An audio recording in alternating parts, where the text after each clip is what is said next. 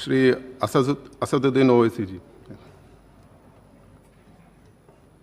मोहतरम जनाब चेयरमैन साहब, आपका बेहद शुक्रिया कि आपने मुझे एक अहम दस्तूरी तरमीमी बिल पर बोलने का मौका फराहम किया। मोहतरम चेयरमैन साहब, मैं आपकी जानिब से बरसर इख्तिदार जमात को मुबारकबाद देना चाहता हूँ कि आज उन्होंने जो दस्तूरी तरमीमी बिल को लाया है, आप शाबानों के उस कानून के लाने के नक्श कदम पर चल रहे हैं। मुबारकबाद देता हूँ आपको और उम्मीद करता हूँ कि इसके बाद बरसर इख्तिदार जमात के ज़िम्मेदारों की ज़बानों से बार बार शाबानों का जिक्र नहीं होगा, क्योंकि ये आपका दस्तूर में इस बात की इजाज़त है कि सुप्रीम कोर्ट अगर कोई फ़ैसला देता है तो सरकार को इस बात की इजाज़त है कि वो उस फैसले के ऊपर कानून बनाए, जो आपने किया। तो इसलिए मैं कह रहा हूं कि आपने शाबानों की रिवायत को बरकरार रखा, आपको मुबारकबाद। दूसरी बात यह है जनाब चेयरमैन साहब के बड़ी बड़ी बातें हुई कि ओबीसीज के लिए सरकार है। मैं इसको डिस्पेल करता हूं, एक्सपोज करता हूं। ये सरकार ओबीसीज के लिए नहीं है। क्यों नहीं है? National commission of scheduled caste, national commission of scheduled tribe जो है 338B में उनको जो इख्तियार दिया गया है वो प्लान एंड पार्टिसिपेट करने का। आप ओबीसी में एनसीबीसी कहने के खाली एडवाइस करना, यहां पर प्लान और पार्टिसिपेट है ही नहीं। तो ये आपका एक्सपोज करता है आपकी हिपोक्रेसी को और आपकी मुनाफिकत को।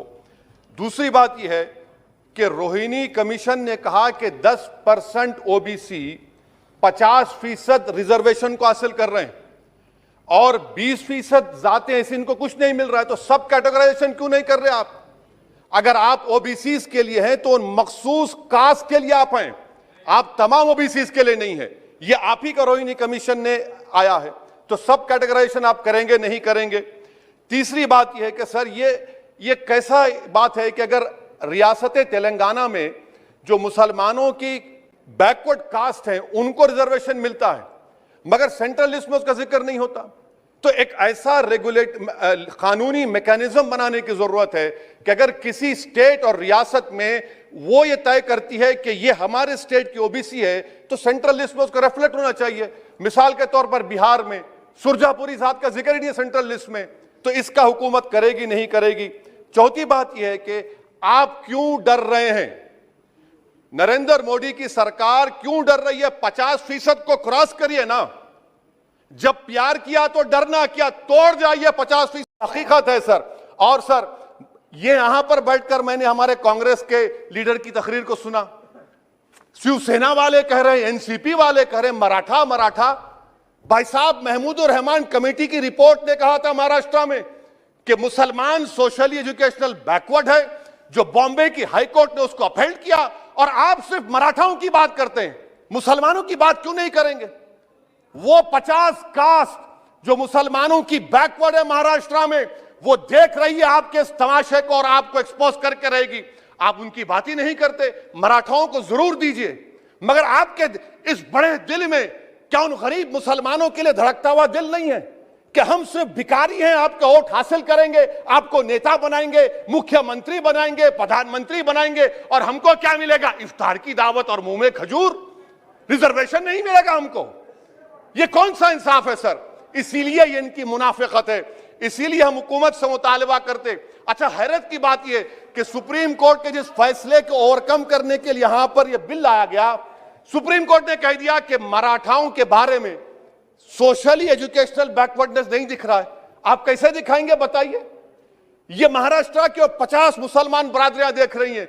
इसीलिए हम हुकूमत से कहना चाहते हैं कि और मोदी सरकार से कि आप ओबीसीज के अपलिफ्टमेंट के लिए नहीं हैं, आप मजलूम के साथ नहीं हैं, आप कमजोर के साथ नहीं हैं, आप बेरोजगार के साथ नहीं है। हां, एक हकीकत है, आप ताकतवर के साथ थे और ताकतवर के साथ रहेंगे। आपको वोट की जरूरत है।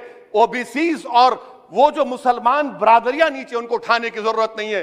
स्पीकर साहब, यह बिल यकीनन अच्छा है, मैं इसकी तायीद करता हूं। और गालिब ने बड़ा खूब कहा था कि यह जो तमाशा मैं देखता हूं कि बजीचे अतफाल है, दुनिया मेरे आगे होता है सब शब रोज, तमाशा मेरे आगे। शुक्रिया सर।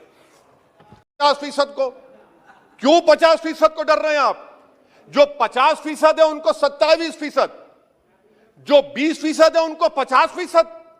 तो आपकी मोहब्बत ओबीसी से नहीं है, आपकी मोहब्बत उनके वोट से है, और आपका दिल उन 20% के लिए धड़कता है जिसके लिए आपने 50% तहफ़्फ़ुज़ रिजर्वेशन दी है। यह आपकी हकीकत है।